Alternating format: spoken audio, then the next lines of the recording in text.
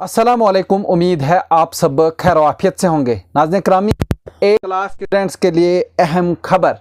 हिंदुस्तान की अदलिया से मुतल्लिक नसाबी मवाद पर एक गैर मामूली और सख्त रद्द-ए-अमल जो है वो सामने आया है, जहां सुप्रीम कोर्ट ऑफ इंडिया ने जमात 8वीं की समाजी अलूम की किताब में अदलिया में बदउनवानी से मुतल्लिक बाब शामिल किए जाने पर national council of educational research and training यानी NCERT को शदीद तनकीद का निशाना बनाया है।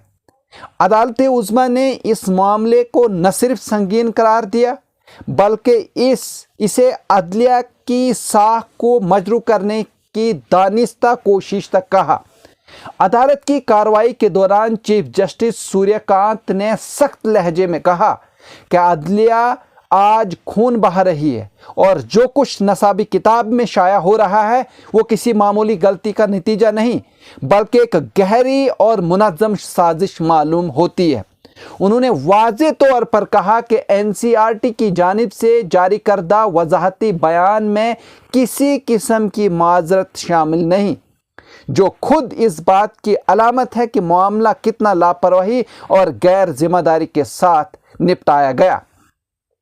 अदालत को बताया गया कि नई नसाबी किताब में अदलिया के किरदार पर एक मुकम्मल बाब शामिल किया गया है, जिसमें बराह रास्त अदलिया में बदउनवानी जैसे हसास मौजू को पेश किया गया है।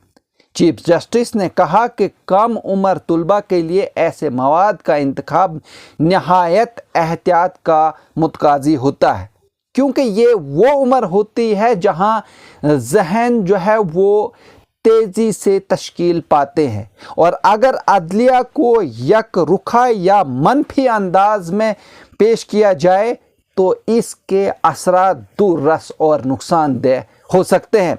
वहीं मैं आपको बता दूं कि सुप्रीम कोर्ट ने इस बात पर भी सख्त नाराज़गी जाहिर की कि किताब में सैकड़ों शिकायत का हवाला देते हुए ये तासुर दिया गया कि अदलिया के अंदर बदउनवानी के खिलाफ कोई मौसर कार्रवाई नहीं होती। हालांकि हकीकत यह है कि खुद अदालत उज़्मा ने मुतअद्दिद मौक़ा पर आला ओहदेदारों और ताकतवर शख्सियात के खिलाफ कार्रवाइयाँ की हैं। अदालत के मुताबिक नसाब में अदलिया की शानदार तारीख, आइन के तहफ़्फ़ुज़ में इसके किरदार, बुनियादी ढांचा, नज़रिया की हफाजत, कानूनी इमदाद के निज़ाम और इंसाफ तक रसाई को आसान बनाने जैसे इक़दामात का जिक्र तक नहीं किया गया, जो कि एक संगीन कोताही है। वहीं चीफ जस्टिस ने मज़ीद कहा कि अगर इस तरह के मवाद को बगैर जांच के नसाब का हिस्सा बनाया गया तो ये अदालती इदारे की हुर्मत को अवाम और ख़ास तौर पर नौजवान नस्ल की नज़रों में कमज़ोर कर देगा। अदालत ने यह भी वाज़ेह किया कि वो किसी जायज़ तनकीद या सेहतमंद मुकालमे के ख़िलाफ़ नहीं है, बल्कि मजबूत इदारे वही होते हैं जो सवालात और बहस से मजबूत हों, मगर ये तनकीद हक़ाइक़ पर मबनी, मतवाज़ुन और ज़िम्मेदाराना होनी चाहिए। NCERT की जानिब से मुवाफ़िक़ इख्तियार किया गया कि ये एक गलती थी और बाब को मुतल्लिक़ा हुकाम से मुशावरत के बाद जो है दोबारा लिखा जाएगा। ताहम अदालत ने इस वजाहत को नाकाफ़ी करार देते हुए कहा कि सिर्फ बाब वापस लेना काफ़ी नहीं, बल्कि ये जानना ज़रूरी है कि ये मवाद किसके कहने पर, किस मकसद और किस अमल के तहत जो है वो शामिल किया गया। अदालत ने मामले की गहरी जांच के अहकामात जो है वो देते हुए वाज़ेह किया कि ज़िम्मेदारान का तयन किया जाएगा और ये केस बगैर नतीजे के बंद नहीं किया जाएगा।